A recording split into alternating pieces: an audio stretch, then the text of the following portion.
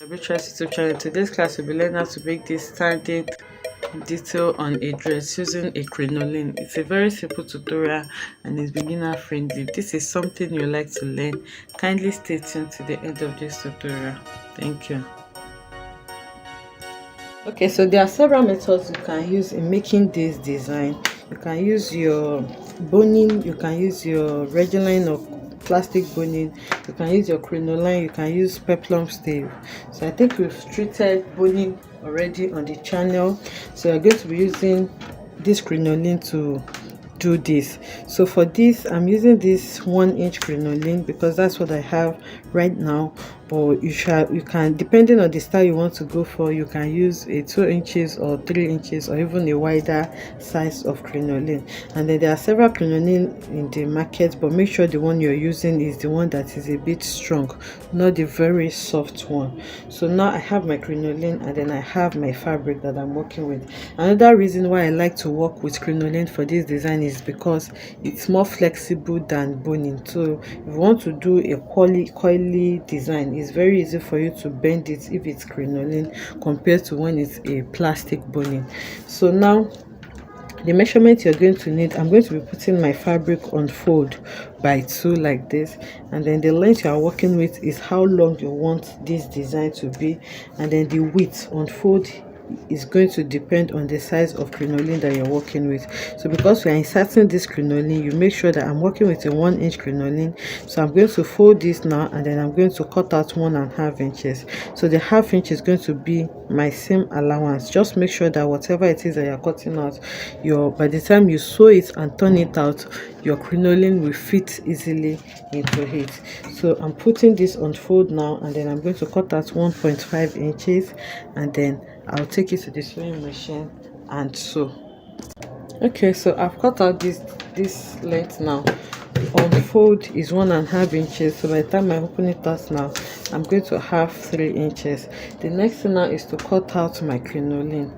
So now this crinoline, like I said, you should look for the one that is a bit hard, that is strong. Then we're going to triple this. So depending on on how stiff or hard you want this to be, you can just fold it into 2, 3 or 4, but for me, I'm going to be folding this into 4 using my measurement. So now I'm just going to use this crinoline to measure what I have here. So this is what I have. You're going to leave ½ inch on both sides to turn it inwards. So now with this length that I have, I'm going to be folding this into 4.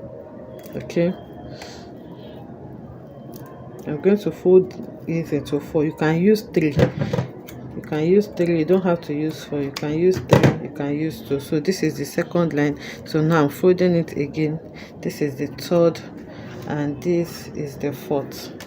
So I'm using 4 because I want it a bit stiff. So once I have this 4 now, I'm going to cut it out. So after cutting it out, this is what I have. I'm just going to refold this, but because it's folded, you can see the way it is bending. So you need to take this to your ironing table and iron it so that you can have something straight and it will be easier for you to work with. So I'm going to fold it into 4 now, and then I'm going to iron it so that it can just stay in place for me. So now I'll also take this to the sewing machine now, and then sew it by the ½ inch that I left. So after sewing it by the ½ inch, I'm going to shift this seam allowance to the middle like this. Okay, and then I'm going to close up one of the end. So I'll do all of this now and bring it back to show us what we have. Okay, so now you can see I've gone ahead to sew it by the ½ inch, and then on the hem I shifted this seam allowance to the middle because I want this joining to be at the other side, at the lining part. I don't want it to show in the main bodice. So now once I have this, now I'm going to turn it out and also give this a good press. Okay, so it's ironed now, and you can see how straight this is looking. The seam allowance has been pushed to the other side, and I've also ironed my crinoline, so you can see that it's also straight. So now I'm going to fold this into 2 first, and then fold it again into 4. So after folding it like this, you can see what I have. For it to stay in place, I'll take it to the sewing machine and sew it on both ends. okay.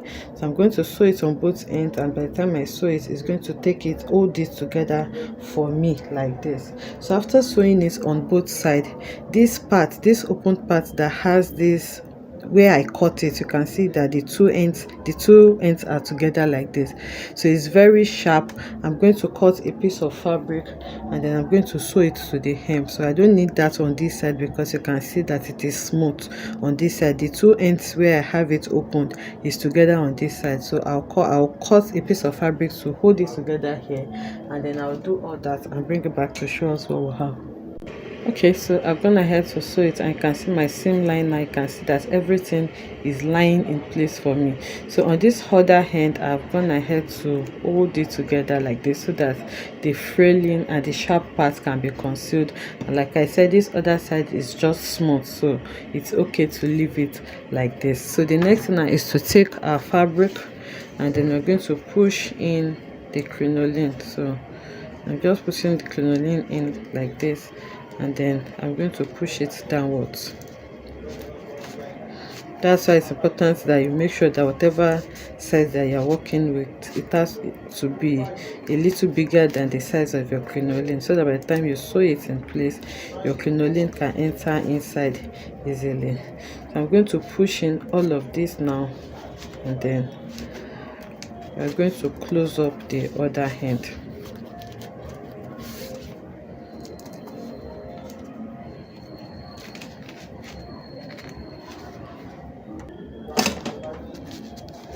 Okay, so it has been pushed to the end now. So I'm just going to adjust it now, and then the other hand that is opened, that's where we pushed it through, I'm going to close it. So to close this now, you just need to fold in your seam allowance, and then you sew it, or you can just put a hemming glue in between it, and then you iron it so that it can stay in place if you don't want to have any seam line there. And your design is ready. So this is what we have. So now you can bend this as much as you want. You can see that it's staying in place on its own because we actually double the crinoline. So in this case, we made the crinoline into 4 places because it's not so strong.